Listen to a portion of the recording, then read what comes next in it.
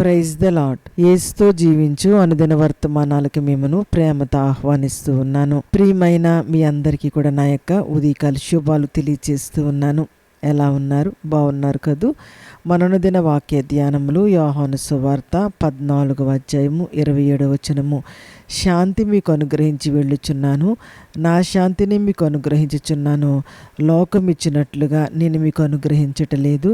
మీ హృదయమును కలవరపడనీయుకుడి, వెరవనీయుకుడి. యేసు ప్రభువారు శిష్యులతో తెలియచేస్తూ ఉన్నారు. శాంతి అంటే సమాధానం మీకు నేను అనుగ్రహించి వెళ్ళబోచున్నాను. నా యొక్క సమాధానంనే మీకు అనుగ్రహిస్తూ ఉన్నాను. లోకం ఇచ్చినట్టుగా నేను మీకు అనుగ్రహించట్లేదు, కానీ మీ హృదయంని మీరు కలవరపడనీయకుడి, వెరవనీయకుడి అని ఇక్కడ తెలియచేస్తూ ఉన్నారు. శిష్యుల యొక్క హృదయము కలవరంతో వారి నిండి ఉన్నప్పుడు యేసు ప్రభువారు అంటూ ఉన్నారు, మీకు సమాధానం అనుగ్రహిస్తున్నానని తెలియచేస్తూ ఉన్నారు. ప్రభువు మీద నమ్మకం ఉంచకుండా మనం ఉన్నంత కాలము కూడా మన యొక్క హృదయములు అలజడితోటి కలవరంతో నిండి ఉంటాయి. ప్రస్తుత దినాల్లో కనుక గమనించినట్లయితే సమాధానము కరువైపోయింది. మనుషుల మధ్య అయితే సమాధానం ఎవరి మధ్య కూడా ఉండటం లేదు. ప్రభు అంటూ ఉన్నారు ఇక్కడ, మీకు నేను సమాధానం అనుగ్రహించి వెళ్ళుచున్నాను అంటూ ఉన్నారు. ప్రభువు మీద మనము నమ్మకం ఉంచినప్పుడు మన యొక్క హృదయములు సమాధానంతో నింపబడి ఉంటాయి. కొన్నిసార్లు మనము అలజడి ఆందోళనతో ఉంటాము. అప్పుడు మనం ఏమి చేయాలంటే మన సమస్యలు, మనం భయపడుతున్న భయము సమస్తాన్ని కూడా ప్రభువుకు చెప్పుకొని, ప్రభువా మీరు నాకు ఆధారం అని చెప్పి ఆయనను మనము ఆశ్రయించాలి. అప్పుడు ప్రభువు మనకు సమాధానంను అనుగ్రహిస్తారు. యేసు ప్రభువారు ఈ లోకమునకు వచ్చిందే ఆయన సమాధానమును తీసుకొని వచ్చారు. క్రీస్తు సమాధానకర్త ఉన్నారు. దేవునికిని మానవునికి సమాధానము కుదుర్చుటకే యేసుప్రభువారు ఈ లోకానికి వచ్చారు. మనుషులు ఆందోళన చెందకుండా ఉండడానికి కారణము యేసు ప్రభువారు శాంతికర్త ఉన్నారు. విశ్వాసులైనటువంటి మనము, ఆయన బిడ్డలైన మనము ఆయన ఇవ్వబోయేటువంటి సమాధానమును మనం అనుభవించేవారుగా ఉండాలి. చాలామందిని కనుక గమనించినట్లయితే చాలామంది వారి యొక్క జీవితంలో వారన్నీ పొందుకుంటూ ఉన్నారు, అన్నీ సంపాదించుకుంటున్నారు, కానీ వారి యొక్క హృదయంలో సమాధానం ఉండటం లేదు.